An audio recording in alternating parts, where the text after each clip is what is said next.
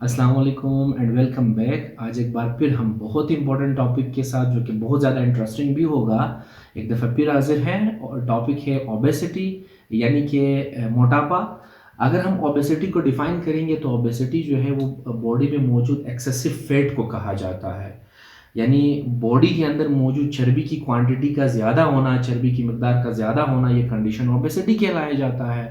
और अगर देखा जाए तो ओबेसिटी एक बीमारी नहीं, लेकिन बहुत सारे बीमारियों का जड़ ज़रूर है। यानी जैसे कार्डियोवैस्कुलर डिजीज़ है या डायबिटीज़ है, बहुत कॉमन डायबिटीज़ आजकल यानी शुगर चल रहा है, और इसी तरह हाइपरटेंशन, हाई ब्लड प्रेशर, और साथ साथ अगर देखा जाए कॉर्नरी आर्टरी का ब्लॉक होना और हार्ट अटैक होना। तो ये तमाम वो कंडीशंस या वो डिजीज़ या वो डिसऑर्डर्स है जो बेसिकली डिपेंडेंट है ओबेसिटी के ऊपर, यानी ओबेसिटी की वजह से ही होते हैं। तो अगर हमने इन बीमारियों से खुद को बचाना है तो हम ओबेसिटी से खुद को बचाएं। और अगर एक और बात, इस वक्त यानी 1975 से लेके अब तक ओबेसिटी में 3 गुना इजाफा हो चुका है। और इसी तरह दुनिया के अंदर 1.9 यानी कि बिलियन इस वक्त पूरी दुनिया के अंदर लोग ओवरवेट है, जिसमें 650 मिलियन लोग जो है वो ओबेसिटी का शिकार है।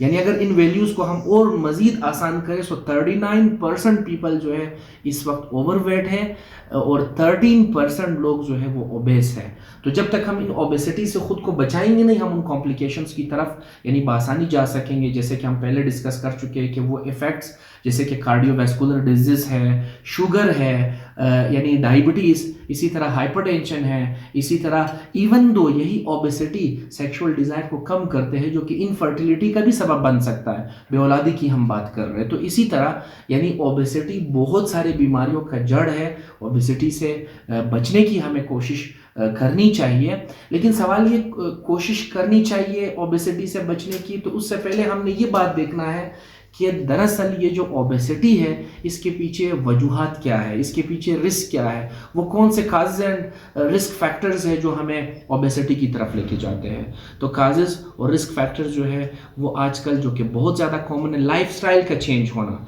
हम टेक्नोलॉजीज़ के अंदर ऐसे आए कि हम यानी कि अपने लाइफ जो स्टाइल्स हैं हम उनको चेंज कर गए। हमने वर्कआउट करना यानी कि छोड़ दिया, हमने एक्सरसाइज छोड़ दिया, हमने वॉक करना छोड़ दिया। अब इन तमाम एक्टिविटीज़ को चेंज करने के बाद जब हम एक ही जगह बैठे जाएंगे तो जो खुराक हम खाएंगे वो हमारे बॉडी के अंदर जो है यानी वो स्टोर होता जाएगा, and that condition will leads us towards obesity. और ये याद रखिए कि ओबेसिटी पर हम उन तमाम कार्डियोवैस्कुलर डिजीज़ या दूसरे कॉम्प्लिकेशंस की तरफ लेके जा सकती हैं। इसके अलावा आजकल बहुत ज़्यादा कॉमन है अनहेल्दी फूड। अनहेल्दी फूड यानी जंक फूड, यानी कि इसी तरीके से हम जितने भी फास्ट फूड की तरफ बढ़ रहे हैं तो वही ओबेसिटी का वजह बन रहा है। ठीक है, इसी तरीके से अगर हम पहले की तरफ देखें तो लोगों के अंदर बहुत यानी अगर ओबेसिटी और ये कार्डियोवैस्कुलर डिजीज़ या डायबिटीज़ या शुगर ये वाले कंडीशन या हाइपरटेंशन, ये बहुत कम ओल्ड एज के लोगों में देखा जाता था क्योंकि उनमें ये एक्टिविटीज़ नहीं होती थी। लेकिन आजकल ये कंडीशन यंग एज में भी कॉमन है, क्योंकि यंग एज और ओल्ड एज दोनों को अगर हम कंपेयर करते तो तकरीबन दोनों आजकल एक ही लाइफस्टाइल के अंदर चल रहे हैं। तो जब तक हम अपने इन टेक्नोलॉजी से अपने आप को ना निकालें, जब तक हम दोबारा वर्कआउट की तरफ ना जाए, एक्सरसाइज की तरफ ना जाए, और अपनी एक्टिविटीज़ को, अपने लाइफस्टाइल को चेंज करने की तरफ ना जाए, और इन्हीं अनहेल्दी जो फूड है जो हमें इन्हीं ओबेसिटी की तरफ लेके जाते हैं, जब तक हम उन लाइफस्टाइल्स को चेंज नहीं करेंगे हम तब तक ओबेसिटी का शिकार रहेंगे। और यही ओबेसिटी फिर हमें उन्हीं कॉम्प्लिकेटेड केसेस की तरफ और उन्हीं बीमारियों की तरफ हमें ज़रूर लेके जा सकता है। इसी तरीके से अगर हम देखें तो ओबेसिटी जो है वो हमें कैसे पता चलेगा कि हम ओबेस है या नहीं है।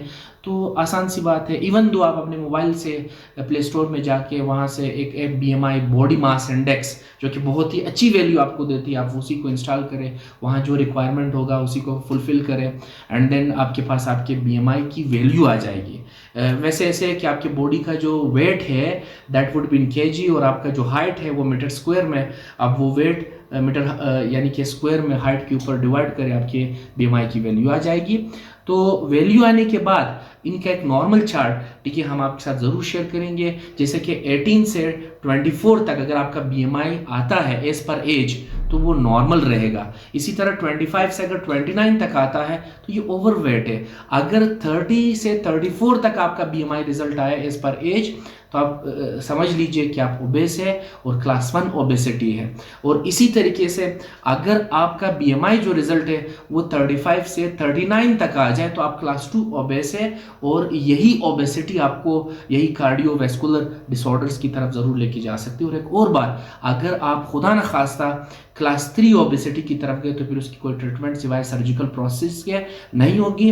और वो ऐसे है कि अगर आपका बीएमआई रिजल्ट खुदा न खास्ता यानी 40 या 40 से ऊपर की तरफ आता है तो ये क्लास 3 ओबेसिटी है। अब इन क्लासेस के ओबेसिटी से और ओवरवेट से बचने के लिए हमें क्या मैनेजमेंट करना होगा, जैसे हम पहले बता चुके हैं कि आप अपने लाइफस्टाइल को चेंज करें, एक्सरसाइज करें, वर्कआउट करें, और दूसरी बात जो कि बहुत ज़्यादा इंपॉर्टेंट है that is go for healthy food. आप हेल्दी फूड की तरफ जाए, आप फास्ट फूड को छोड़ दें, ठीक है। जब आप हेल्दी फूड की तरफ जाते जाएंगे और अपने फूड को बैलेंस रखेंगे जो कि आपका बैलेंस डाइट रहेगा, तो यही चीज़ें आपको ओबेसिटी से बचाएंगे। और ओबेसिटी से बचने का मतलब ही यही है कि खुद को उन कॉम्प्लिकेटेड या उन इफेक्ट से जो ओबेसिटी के हैं उनसे आप बचेंगे। अब ओबेसिटी के इफेक्ट्स जैसे कि हम जानते हैं कि हार्ट अटैक है, हाइपरटेंशन है, स्ट्रोक है, और इसी तरह हमने जैसे थोड़ी देर पहले भी बात की कि यानी कि आपका इनफर्टिलिटी या सेक्सुअल डिजायर का रिड्यूस होना।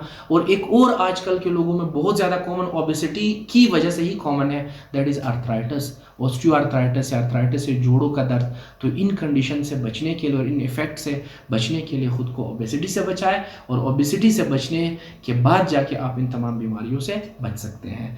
तो फर्दर मोर इस ओबेसिटी के बारे में हम आपको एक नया लेक्चर इंशाल्लाह ज़रूर आपके साथ शेयर करेंगे।